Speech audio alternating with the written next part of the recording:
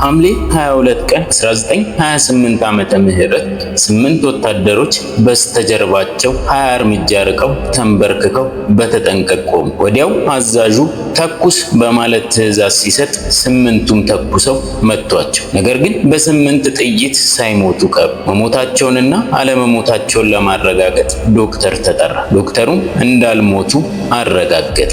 ከዚህም በኋላ ሌላ ወታደር በ3 የሽጉጥ ጥይት ራስ ቅላቸውን መቶ ገደላቸው። የ20ኛው መቶ ክፍለ ዘመን ሰማዕት አገርን እንደ ካህን የባረኩ እንደ አርበኛ የጠበቁና በመጨረሻም ሕዝብና ምድሪቱን ባርከው ለወራሪው ኃይል አልገዛም በማለት እንደ ሰማዕታት የሞት ጽዋን የተጎነጩ አባታችን ቅዱስ አቡነ ጴጥሮስ ማን ናቸው? በዚህ ቪዲዮ ሙሉ ታሪካቸውን እናቀርባለን።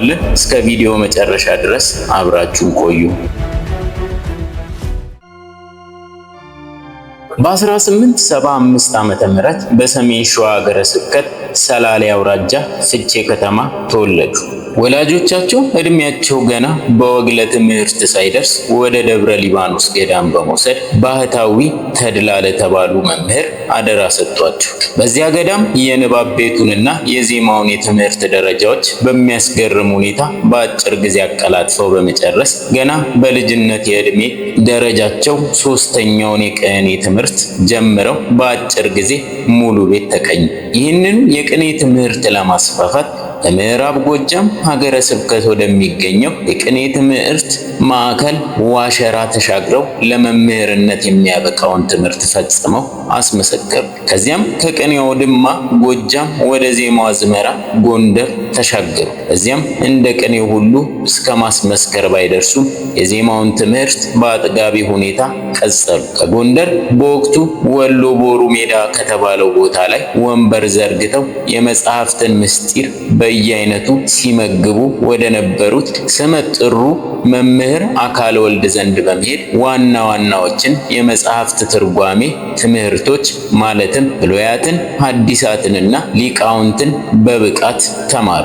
አቡነ ጴጥሮስ በሰማዕትነት እንደሚሞቱ አስቀድመው መምህራቸው በትንቢት ነግረዋቸው ነበር። አለቃ ተጠምቀ የተባሉ ቅድስናን ከሊቅነት ጋር አስተባብረው የያዙ የቅኔ መምህራቸው አንድ ቀን አቡነ ጴጥሮስን ጠርተው ኃይለ ማርያም ሆይ አንተ ወደፊት ጳጳስ ትሆናለህ። በወቅቱም አረመኔ በዚህች ሀገር ላይ ይሰለጥናል። ታዲያ ያኔ አንተ ለነፍስ ሳትሳቀቅ በሰማዕትነት እለፍ። ሰማዕትነት ክፍል ነው፣ አደራ ብለዋቸው ነበር። ይኸውም ትንቢት ደርሶ አቡነ ጴጥሮስ በሰማዕትነት ለማረፍ በቅቷል። ብፁዕ አባታችን የጵጵስና ስማቸውን ከማግኘታቸው በፊት መምህር ኃይለ ማርያም ይባሉ ነበር። ከዚህ በኋላ ልክ በ1900 ዓመተ ምህረት እዚያው ወሎ አማራ ሳይንት በተባለ ቦታ ወደሚገኘው ምስካበ ቅዱሳን ገዳም በመሄድ ወንበር ዘረጉ። እዚያው ቦታ ለ9 ዓመታት ያህል ቅኔንና መጽሐፍትን አስተማሩ። በዚህ አይነት በመማርና በማስተማር ራሳቸውን በእግዚአብሔር ቃል በሚገባ ከጎሰሙ በኋላ በ1909 ዓመተ ምህረት ወደ ደብረ ሊባኖስ ገዳም በመሄድ ሥርዓተ ምንኩስናን ብዙም ሳይቆዩ ማዕረገ ቅስናን ተቀብለው ከወንበሩ አገልግሎት ጋር የቤተ መቅደሱን ተልእኮ ደርበው ያዙ።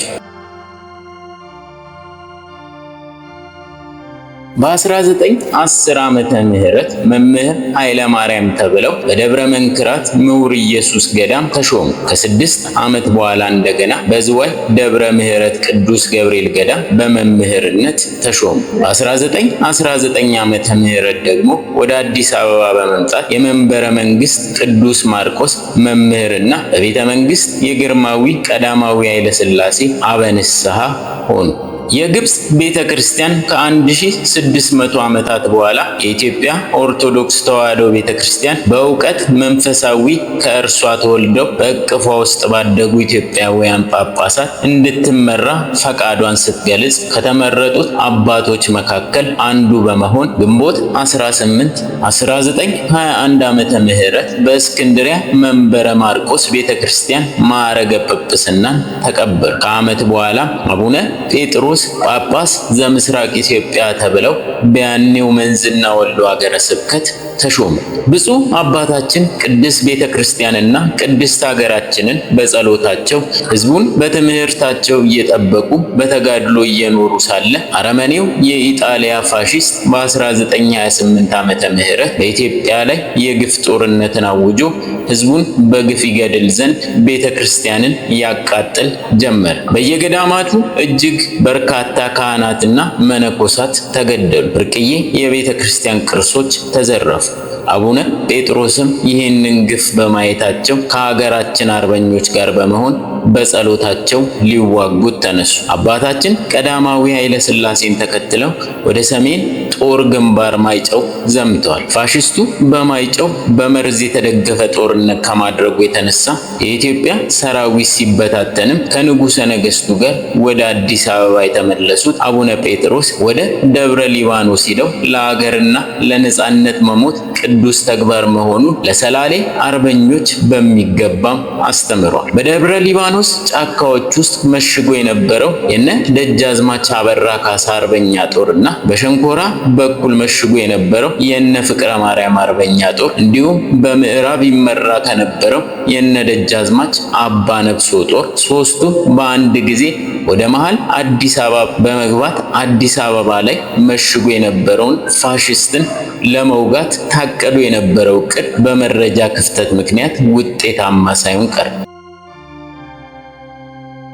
በተለያየ ጊዜ መሃል አዲስ አበባ እየደረሱ ማለትም በመጀመሪያ የነ ፍቅረ ማርያም አርበኛ ጦር ለብቻው በኮተቤ በኩል አድርጎ የካ ሚካኤል ላይ ሲደርስ ተመቶ ተመለሰ። ይሄኛው እንዳለቀ ቀጥሎ የነ አባ ነፍሶ ጦር በባቡር ጣቢያ መጣው ቢልም በጠላት ጦር ድጋሚ ተመቶ ተመለሰ። መጨረሻ ላይ የነ ደጃዝማች አበራ ካሳ አርበኛ ጦር በእንጦጦ በኩል ቢመጣም እርሱም በጠላት ጦር ተመቶ ተመለሰ። በዚህ አይነት ሁኔታ ሶስቱም የአርበኞች ጦር በመረጃ ክፍተት ምክንያት እየተመታ ወደ መጣበት ሲመለስ አቡነ ጴጥሮስ አብረው ከአርበኛው ጦር ጋር መመለሱን አልፈለጉትም። ይልቁንም ብችል ጠላት በኢትዮጵያን ላይ እያደረሰ ያለውን ግፍ በቅርብ ርቀት ሆኖ የሚመለከተውን ሕዝብ በማትጋት በጠላት ላይ እንዲነሳ አደርገዋለሁ፣ ካልሆነም ደግሞ እዚሁ እሞታለሁ በማለት አባታችን ከአርበኞች ተነጥለው አዲስ አበባ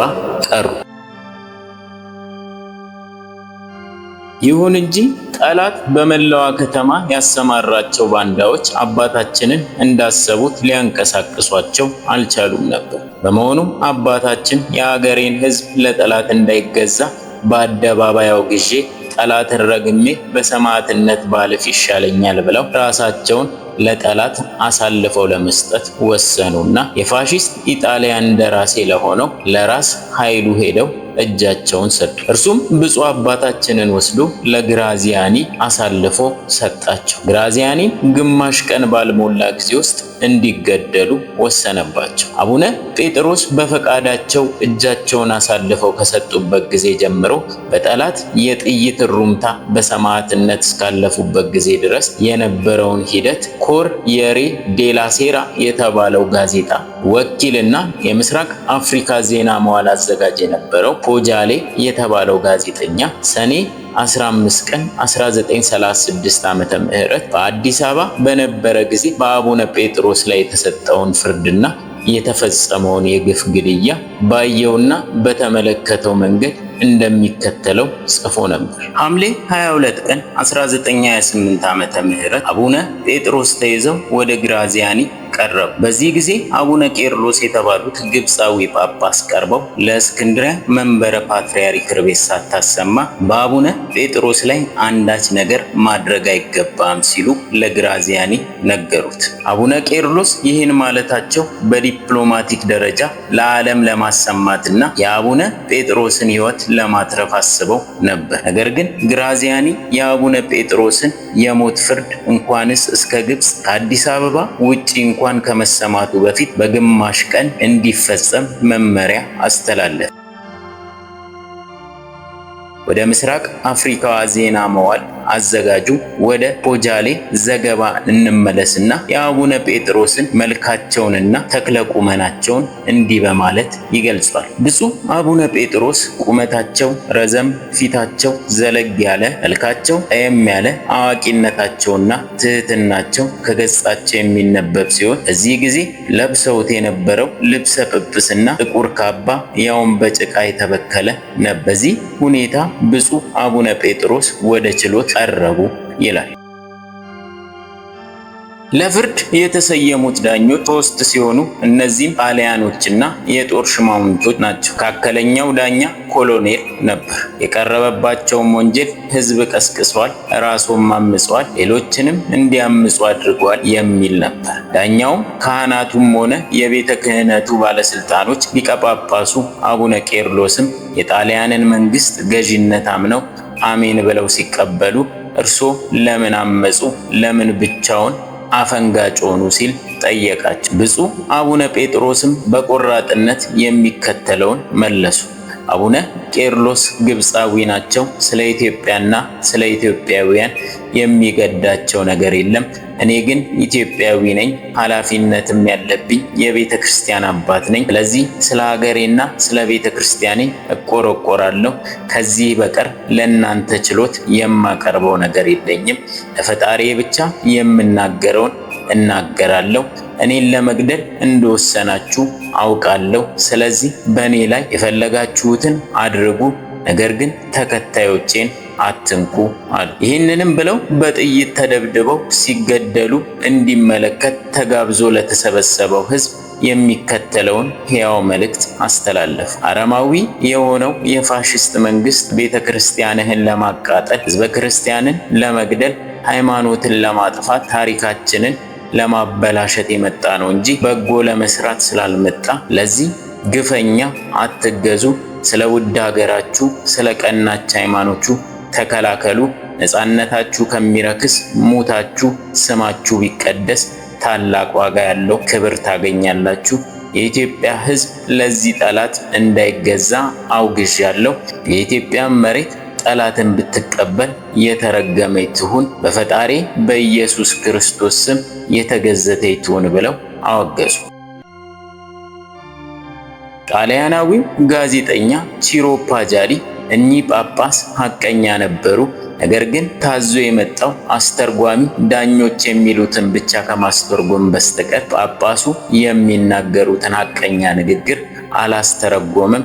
እኔ እንኳን እንደሰማሁት በአዲስ አበባ ለ30 ዓመት የኖረው የእቴጌ ሆቴል ኃላፊ የነበረው የግሪክ ዜጋ ማንድራኮስ አጠገቤ ተቀምጦ ስለነበር የተናገሩትን ሁሉ ስለገለጸልኝ ነው አለ። እኔ እንደሰማሁት ፍርዱን ለመስማት በብዛት የተሰበሰቡት ጣሊያኖችና ታዞ የወጣው የአዲስ አበባ ሕዝብ ሐቀኛ የሆነውን ንግግራቸውን ቢሰሙ ኖሮ ልባቸው ይነካ ነበር ይላል። ሆኖም አስተርጓሚው በጳጳሱ ላይ ተጽዕኖ ስላሳደረባቸው እውነተኛ ንግግራቸው ሳይገለጥ እንደቀረም ጽፏል። ቀጥሎ ብፁዕነታቸው በፍርድ ችሎት ላይ እንዳሉ ሕዝቡ ሁሉ ስለ እርሳቸው እያዘነ ሳለ መስቀላቸውን አውጥተው እየጸለዩ ሕዝቡን ባረኩ። ወዲያው የሞታቸው ሰዓት መድረሱን አውቀው ሰዓታቸውን ከኪሳቸው አውጥተው ተመለከቱ። በዚህ ጊዜ ሁሉ ምንም አይነት ፍርሃት አይታይባቸውም ነበር። የሞታቸውን ፍርድ ያነብ የነበረው